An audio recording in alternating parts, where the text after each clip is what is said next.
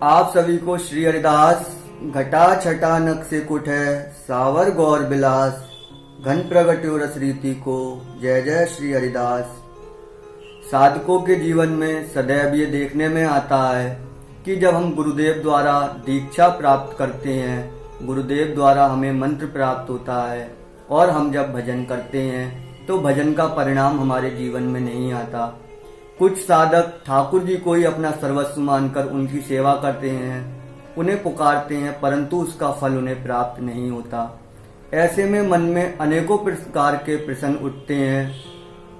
कोई कहता है कि हम तो ठाकुर जी को बड़ा पुकारते हैं परंतु वह हमारी सुनते ही नहीं, और कोई कहता है कि हम तो बहुत भजन करते हैं, शायद हमारे भजन में त्रुटि है जो हमारे भजन का परिणाम नहीं आता। इस प्रकार के नाना भांति के प्रश्न उठते हैं। और दूसरी तरफ संत कहते हैं कि चींटी के पग नूपुर बाजे सो भी साहिब सुनता है, कि यदि एक छोटी सी चींटी अपने पग में कितना छोटा सा नूपुर बांधेगी और वह नूपुर बांधने के बाद जब वह चलती है तो उस नूपुर से उठने वाली ध्वनि तक ठाकुर जी को सुनाई देती है, तो ठाकुर जी अपने भक्त की पुकार या उस भजन का परिणाम क्यों नहीं देंगे। वह सब सुनते हैं परंतु परिणाम ना आने का क्या कारण है। इसके लिए एक संत ने बड़ी ही सुंदर कथा बताई कि एक बार एक गरीब भिखारी एक सेठ के दरवाजे पर भीख मांगने गया, और उस भिखारी का ये नियम था कि वह जिस दरवाजे पर भी जाता उस दरवाजे पर खड़ा होकर ठाकुर जी का भजन गाता और भीख मांगता। जब वह उस सेठ के दरवाजे पर भीख मांगने पहुंचा तो वह भजन गाने लगा।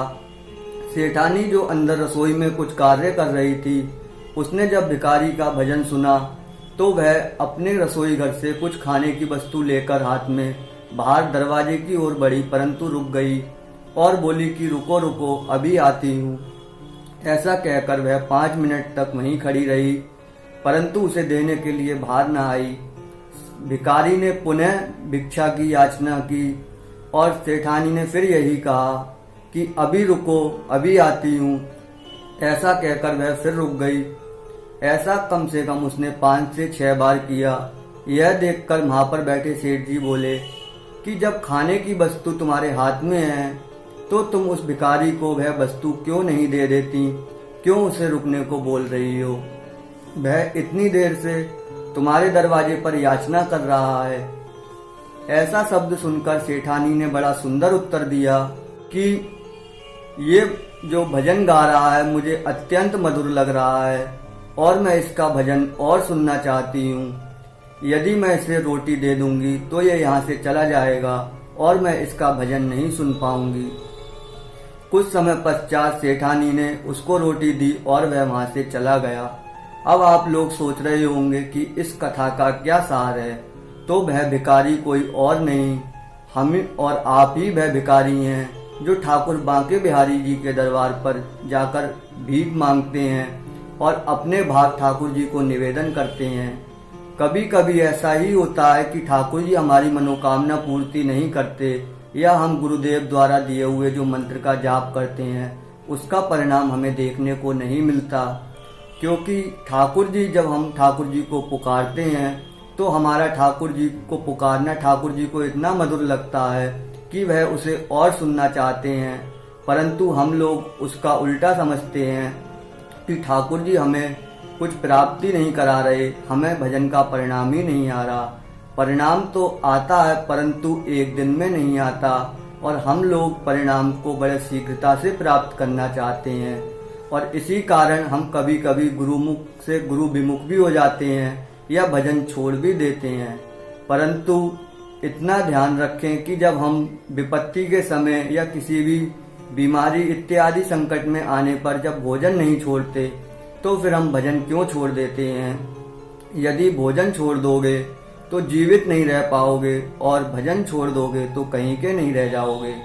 गुरुदेव श्री बिहारिन देव जी ने भी अपनी वाणी में वर्णित किया कि भोजन में भोजन दियो, भजन दियो सुखरास, संग दियो हरिदास को बल विपुल बिहारिन दास। की गुरुदेव की परम कृपा है कि मुझे भोजन में भोजन दिया, अर्थात मेरे जीवन व्यापन के लिए जिस साधन की मुझे आवश्यकता है, जितनी मुझे जरूरत है वह गुरुदेव ने मुझे दिया है।